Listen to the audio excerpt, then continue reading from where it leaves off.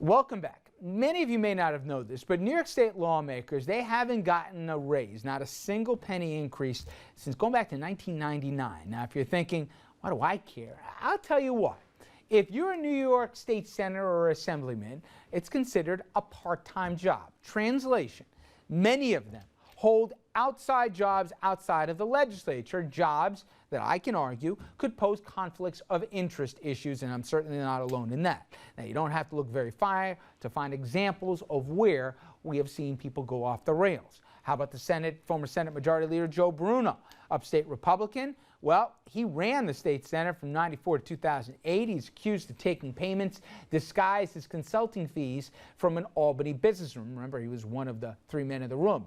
How about former Senate Majority Leader, albeit for a hiccup, Andrew's favorite, Pedro Espada, and his son, Pedro Jr. or whatever? Well, they stole allegedly more than $500 grand from their own taxpayer-funded charity to pay for luxury cars, spa treatments, and don't forget those sushi. 20 grand in sushi.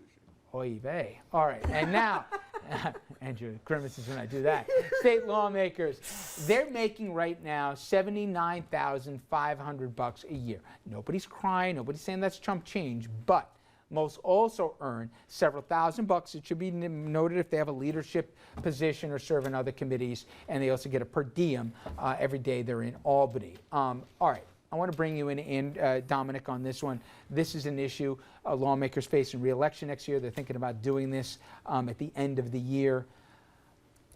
Nobody cries for lawmakers. But the perception of the public is, oh, they're all crooks. Or if they're not crooks, they're just not trying.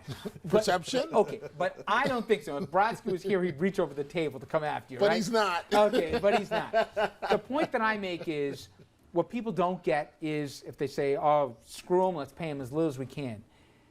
They then all take this as basically an entree to another job. A lot of them are attorneys. Their clients have business before the state. A lot of them are quote-unquote consultants who you know what they do. Access, access, access.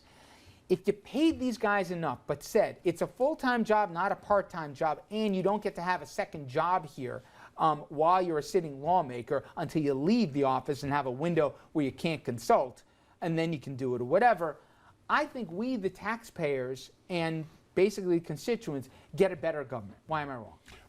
I'm glad you said, why am I wrong? Because no offense, imagine, just imagine the New York State Legislature voting against their own financial interests. But if it's not going to happen because they'll take the raise and then they'll never vote for the full-time status. Okay, you covered Albany. Tell people what this means, though. Oh, Monday and Friday, okay, they're back in district. Right. Tuesday morning, they're flying up the New York State Thruway if they're coming from south, or 787, wherever they're coming up from the Thruway going north.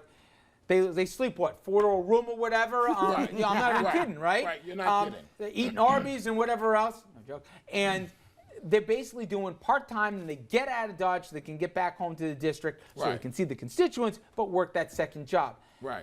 And then they take off how long in the summer? A long time. A long time. So we're not getting a great service right now as voters. Why don't we want more of them and pay them more? Because, Richard, you could pay each of them $300,000. And not all, but some.